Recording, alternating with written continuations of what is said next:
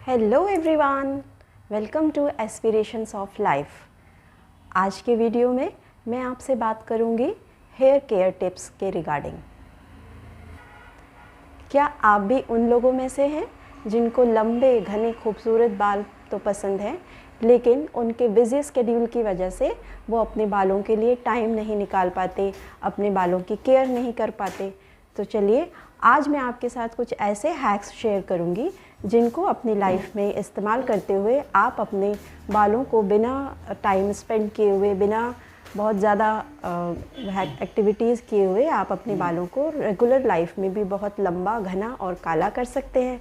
तो चलिए बात करते हैं। डेली हेयर केयर हैक्स में सबसे पहली एक्टिविटी जो हम सब रोज़ करते हैं लेकिन उस पर कोई ध्यान नहीं देते हैं, वो है कोम्बिंग।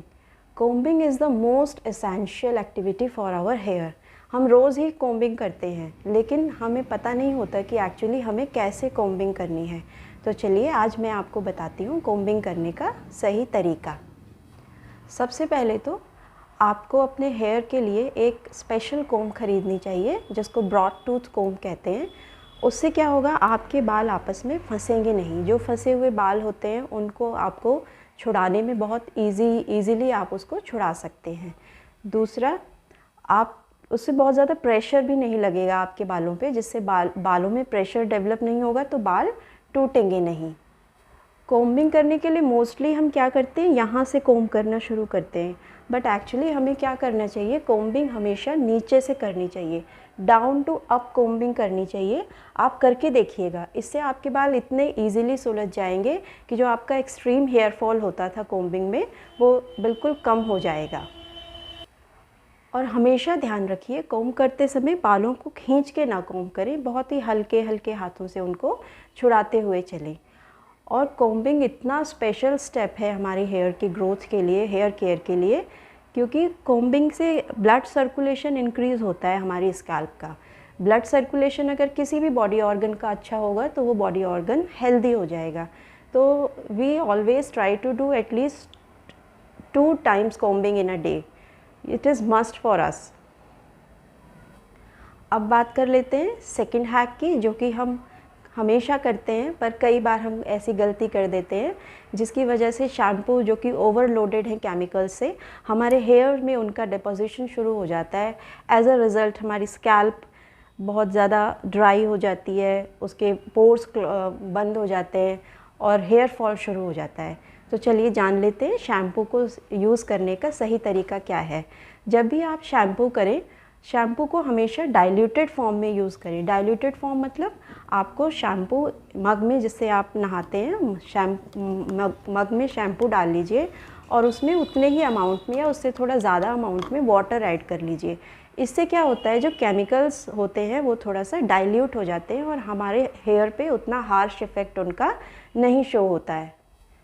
और अगर आप अफोर्ड कर सकें तो ट्राई कीजिए हमेशा माइल्ड शैम्पूज़ यूज़ करने के लिए। आयुर्वेदिक या नेचुरल शैम्पूज़ में लेस केमिकल्स होते हैं। और शैम्पू करते समय मोस्टली कई बार लोग करते हैं कि बहुत ज़्यादा शैम्पू हेड पे लगा लेते हैं, उसकी कोई एक्चुअली नीड नहीं होती है। जस्ट सफिशेंट 2 और 3 pumps of shampoo is enough. आपके बालों के अकॉर्डिंग आप ऊपर नीचे वेरी कर सकते हैं, लेकिन too much of shampoo is just wasting the shampoo and you are in fact depositing more amount of chemicals on your hair। और बहुत ज़्यादा बालों को वॉश करने से भी बचना चाहिए। उससे क्या होता है, हमारा जो नेचुरल केमिकल रिलीज़ होता है स्कैल्प पे, वो हम वॉश ऑफ करते रहते हैं, जिसकी वजह से हमारे स्कैल्प में ड्राइनेस आ जाती है जो कि हेयर फॉल को प्रमोट करता है। तो जस्ट ट्वाइस और maximum thrice a week shampoo is enough. Third and most important thing for our hair is oiling. Oiling हमारे बालों के लिए can do wonders, but most of the time we all skip it just because हमारे पास time नहीं होता। हमारा busy इतना स्केड्यूल होता है कि हम इस पॉइंट को बिल्कुल अपनी लाइफ में, अपने हेयर केयर में नेग्लेक्ट ही कर देते हैं। So whenever you are going for shampoo, at least half an hour पहले या 1 आवर पहले आप अपने बालों में ऑयल ज़रूर अप्लाई कीजिए। कोई जो भी ऑयल आप यूज़ करते हैं अपने लिए, may be coconut oil, olive oil और जो भी ऑयल आप यूज़ करते हैं, उससे क्या होता है जो शैम्पू के केमिकल्स होते हैं वो डायरेक्टली हमारे हेयर पे डिपॉजिट नहीं होते हैं या डायरेक्टली हमारे बालों के टच में नहीं आते हैं। तो एक तो ऑयलिंग से सबसे पहला फ़ायदा है, आप अपने बालों को नरिशमेंट दे रहे हैं, ऑयल दे रहे हैं। दूसरा, जो आपके शैम्पू के केमिकल इफ़ेक्ट्स हैं वो बालों पे डिपॉजिट नहीं हो रहे हैं या बालों के डायरेक्ट टच में नहीं आ रहे हैं। तो ऑलवेज़ ट्राई कि आप जब भी शैम्पू करने जाएं, इसको आप अपना एक थंब रूल बना लीजिए कि whenever you are going to wash your head you have to apply oil. Well now next is the rubber bands which we are using to tie our hair. जो रबर बैंड्स हम use करते हैं mostly इस तरह के rubber bands use करते हैं, देखिए आपको दिख रहा होगा, but we should never use this type of rubber bands for your hair. आजकल मार्केट में सिल्क के, साटिन के रबर बैंड्स चल रहे हैं, आप ट्राई करें, उनको परचेज़ करें और उन्हीं से अपने बालों को टाई करें। उसमें आपकी जो आप जब बाल खोलते हैं तो बालों में एक प्रेशर नहीं डेवलप होता है, वो स्मूथली बालों से बाहर आ जाते हैं, जिससे आपका हेयर फॉल लेस हो जाता है। इन वाले रबर बैंड्स में क्या रहता है कि ये एक प्रेशर के साथ खींचता है, क्योंकि इसमें इलास्टिक होती है, तो ये उस प्रेशर के साथ साथ आपके बालों में भी प्रेशर डेवलप करता है, जिससे आपके बाल भी खींच के हेयर फॉल को प्रमोट करते हैं। Fifth and most important point is your personal hygiene regarding your hair. First of all, हम लोग जो पिलो यूज़ करते हैं, we need to keep on changing our pillows like once और ट्वाइस इन अ वीक। हमें अपने pillow cover को wash कर लेना चाहिए और ट्राई करें अगर हो सके तो अपने जो हमारे कॉटन के पिलो कवर्स होते हैं उनके ऊपर आप एक सैटिन का कपड़ा बिछाकर तभी आप सोएं। इससे भी आपके बालों में खिंचाव नहीं होगा, एक स्टैटिक फोर्स नहीं डेवलप होगा, जिसकी वजह से हेयर फॉल लेस होगा।